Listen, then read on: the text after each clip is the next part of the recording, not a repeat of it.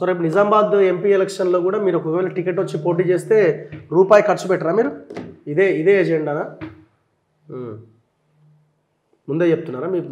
నేను మొన్న అసెంబ్లీకి మా గాలి లేకుండా ఇప్పుడైతే మా గాలి ఉంటుంది కదా. ఇప్పుడు దేశం మొత్తం తెలంగాణ 4 వస్తాయా 8 వస్తాయా 10 వస్తాయా బీజేపీకి రిజల్ట్ రోజు తెలుస్తుంది. కానీ తెలంగాణలో ఎన్ని వచ్చినా రాకుండా 325 దాటుతాయి దేశంలో. మోడీ గారికి 320 దాటుతాయా? ఆరాంతో దాటుతాయి. తెలంగాణలో ఎన్ని వస్తాయి? తెలంగాణలో ఎన్ని వచ్చినా 325 దాటుతాయి ఆడ. ఇప్పుడు లాస్ట్ టైం ఛత్తీస్గఢ్ బీజేపీ ఓడిపోయింది, మధ్యప్రదేశ్ బీజేపీ ఓడిపోయింది, రాజస్థాన్ బీజేపీ ఓడిపోయింది. తెలంగాణలో ఎట్లా లేకుండే. ఇప్పుడు Madhya Pradesh land slide victory, Rajasthan land slide victory, Chhattisgarh land slide victory. తెలంగాణలో ఇంత ఓటు డబల్ అయింది, 15% ఓటు వచ్చింది.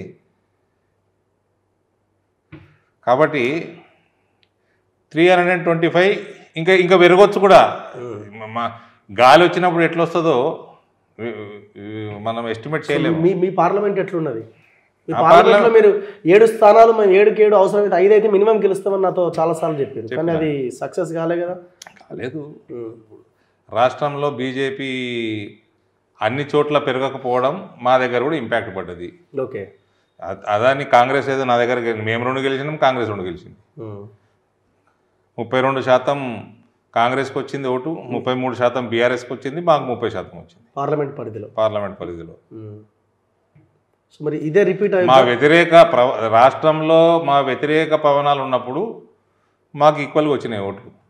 పోయినసారి 8% వచ్చింది అసెంబ్లీలో, 8%, పార్లమెంట్లో 48% వచ్చింది. ఇప్పుడు మాకు అసెంబ్లీలో 30% వచ్చింది. సో ఈసారి మేము చెప్పిన వాగ్దానాన్ని నెరవేర్చినాము. సో ఈసారి పార్లమెంట్లో 30 ఇంకా పెరుగుతుందా మీరు పోటీ చేసినప్పుడు? 848 అయినప్పుడు 30 ఎంత అవుతుందో చెప్పలేం కదా. 7 ఆ డిపాజిట్ పోయినాయి పోయినసారి. ఇప్పుడు ఎక్కడ డిపాజిట్ పోలే నాకు. సో 7 డిపాజిట్లు వచ్చినాయి, అన్నీ వచ్చినాయి, అన్ని మంచి ఓట్లు వచ్చినాయి. ఆన్ యావరేజ్ సుమారు 54-55 వేల ఓట్లు వచ్చినాయి మాకు ప్రతి అసెంబ్లీకి. మీరు సంతృప్తిగా ఉన్నారా ఓవరాల్గా బీజేపీ పర్ఫార్మెన్స్ మీద? మొన్నటి అసెంబ్లీ ఎలక్షన్స్లో పర్ఫార్మెన్స్ లేదు. అసంతృప్తిగా ఎట్లుంటామండి? చాలా సంతృప్తిగా ఉన్నారా?